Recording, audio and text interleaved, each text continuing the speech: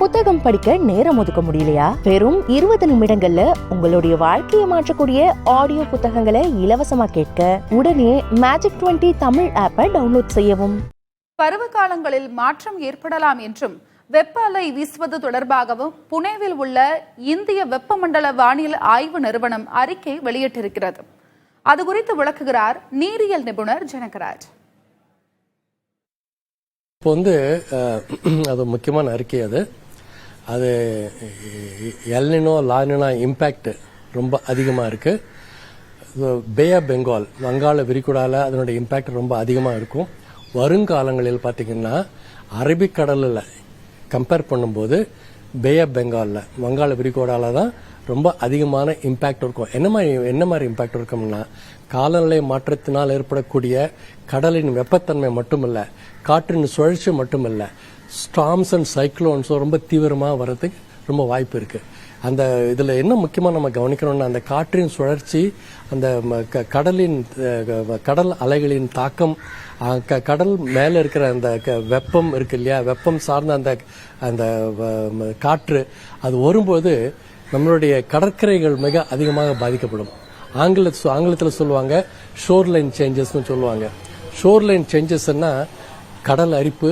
அதே இந்த பக்கம் கடல் அரிக்கும், இந்த பக்கம் கடல் உள்வாங்கும். அங்கே நிலம் கிடைக்க இங்கே நிலம் உள்ள போகும். ஸோ ஷோர்லைன் சேஞ்சஸ்னு சொல்லுவாங்க. ஆங்கிலத்தில் எரோஷன் அண்ட் அக்ரேஷன். இது ரொம்ப அதிகமாக நடந்துகிட்டு இருக்கு, இப்போதைக்கு நடந்துகிட்டு இருக்கு. இன்னும் அதை நம்ம ஒன்றும் பெரிய அளவில் கணக்கு பண்ணலை. கணக்கு பண்ணால் நமக்கு அதோட இன்ஃபர்மேஷன் தெரியும். இது வருங்காலங்களில் அதிகமாக தான் இருக்கும். அது மட்டும் இல்லாமல் இந்த கடல் சுழற்சியின் மூலமாக ஏற்படுகின்ற அந்த ஸ்டார்ம் சர்ஜஸ் இருக்குல்ல, அது ரொம்ப அதிகமாக இருக்கும். அது ரொம்ப அதிகமாக இருக்கும். அதை இப்போ ஒரு சைக்ளோன் கரெக்டாக வரதை ப்ரெடிக்ட் பண்ண முடியாது. நம்ம மீட்டரலாஜிக்கல் டிபார்ட்மெண்ட் நம்ம குறை சொல்கிறோம். அவங்க இந்த மாதிரி சொல்லலையே, வேற மாதிரி நடக்க, அவங்களால ப்ரெடிக்ட் பண்ண முடியாது. அவ்வளோ ஈஸி இல்லை. அதுக்கு அந்த மாதிரி மாடல்ஸ் இது வரைக்கும் வரல. ஏன்னா அந்த அளவுக்கு டக்குன்னு 24 மணி நேரத்தில் மாறக்கூடிய வாய்ப்புகள் ரொம்ப அதிகமாக இருக்கும். ஸோ அதுதான் பிரச்சனை. அது டிராபிக்கல் கண்டிஷன்ஸில் ரொம்ப அதிகம். இந்தியாவை போல, சென்னை போல டிராபிக்கல் கண்டிஷன்ஸில், வெப்பம் மிகுந்த நாடுகளில் இந்த மாதிரி துல்லியமான கணக்கெடுப்பு ரொம்ப ரொம்ப கஷ்டம்.